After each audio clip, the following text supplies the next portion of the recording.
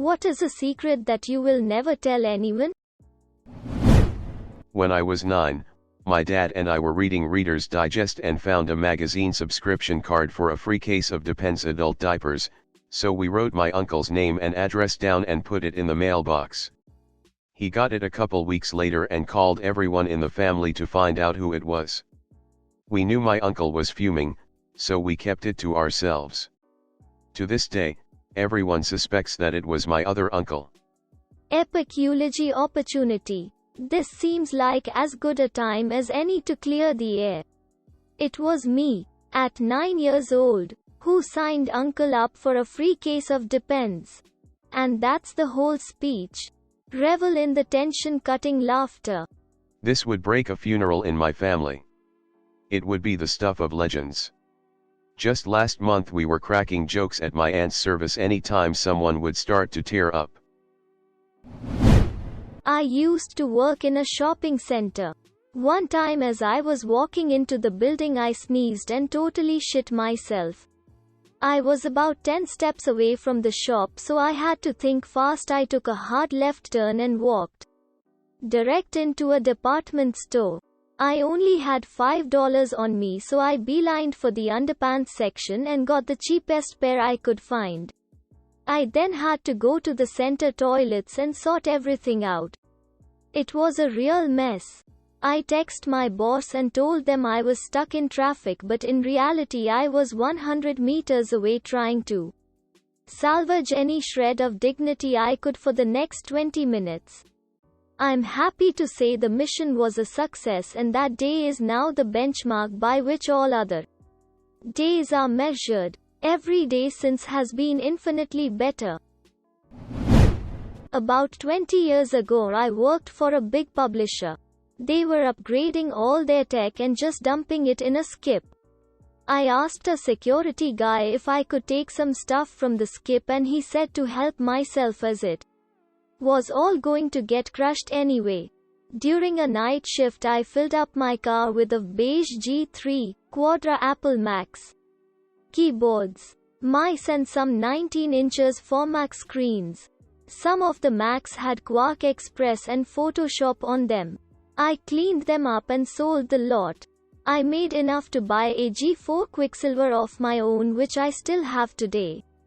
I didn't tell my coworkers, ex-wife, managers or anyone else. I lost a baby at 24 weeks. She was a preem, lived 4 hours and 21 minutes. She was planned, wanted etc. I'm glad she didn't live, because if she did, I might have to live a life alongside her father who used to beat me. She'd be 10 now, and I wonder if my life would be so much more different if she lived. And how hard my life would have been if he stayed in my life too. There was a major earthquake that occurred, and at that time an initial impact if said earthquake. I was thrust in the air, landing on my belly. Broke my waters too soon at just shy of 21 weeks, and a few weeks later I gave birth. Her death is one of great pain to me. But now, I am thankful of it. I'm a terrible person because I'm thankful. Some days, I wish I could have the path that never eventuated. And other days I'm glad it didn't happen. But, to be grateful at any time that it didn't happen is not something I would admit to anyone I know in person. That's my secret and dirty shame. Probably 15 years ago my sister had a gerbil, and one day I decided to bring it out of her cage and surprise her in the living room with it. Somehow I slipped on carpet and the gerbil went flying headfirst into the wall. It basically sounded like I threw a golf ball at the wall and the gerbil wasn't moving. Naturally I put it back in its cage and removed myself from the vicinity. To my amazement the damn thing was still alive and moving around a few minutes later, and lived another 2 years without anyone ever knowing that I basically co-baited into the wall at full speed. LMFAO, for some reason to surprise her in the living room with it sent me first, but then the co-baited into the wall just took me out. I really don't care for anyone in my family. Same pretty much. My granddad was the only person in my family who got me, and I sadly lost him a couple of years back. When I was in elementary school, I once lost something, so I asked to go to the lost and found. In the lost and found room, which was a big storage closet, they also stored the cokes for the pop machines. I took one. Then, probably 3 to 4 times a week, I'd remember I lost something else and go steal another coke.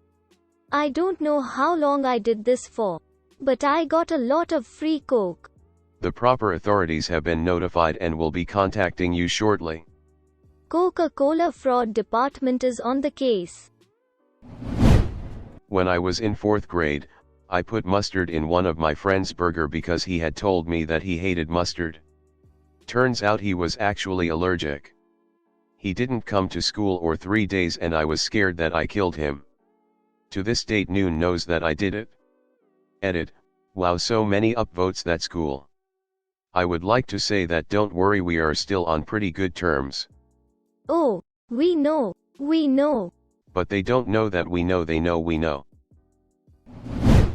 I didn't know my best friend's name for almost 10 years. She goes by Katie almost exclusively and got it in my head early on that it was short for Caitlin. Imagine my surprise when I heard her being referred to as Catherine at our convocation. No right way to bring that one up in a conversation. I have a nickname that's used for a few different names like Katie, and I would find that funny. There's really no reason you would know her real name if you've always just heard Katie. So Tom, your full name is Thomas, right? Nah, it's short for optometrist. When I was 4 years old I had hernia surgery. I wasn't supposed to go downstairs during recovery, but I snuck downstairs to find my toy toolbox and brought it upstairs to play in bed. I have never told my parents. This is so adorably pure. 2 days in a row when I was in the 2nd grade I pissed my pants, because the teacher had this policy where she wouldn't let any student go to the bathroom even during free time in class. The 3rd time I spent a solid 10 minutes begging her before she finally said fine. I pissed my pants on the way to the bathroom. My family only knows of the one time, but I had to deal with that humiliation 2 times before, and it was within the first week at school. After that I had a water bottle that I pissed in during her class for the remainder of the year. I don't know what she was expecting if somebody who just moved in with 0 friends would be doing in the bathroom. But honestly, if I would have the opportunity to go back in time, I would rather tell my own self to piss on her desk, because that would have been less humiliating than pissing my pants 3 days in a row.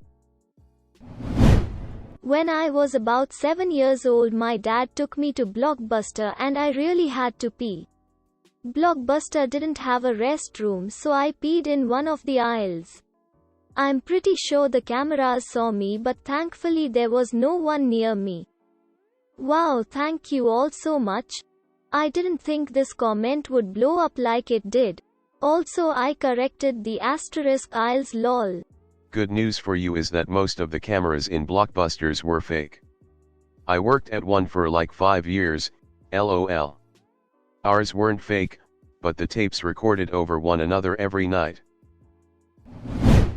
Around 10 years ago, when I was a teenager, my dad, who worked in the video game industry back then, got a gaming laptop, worth around $3,000 that time, as a gift he didn't have a real use for, so he gave it to me as I used to play WoW back then.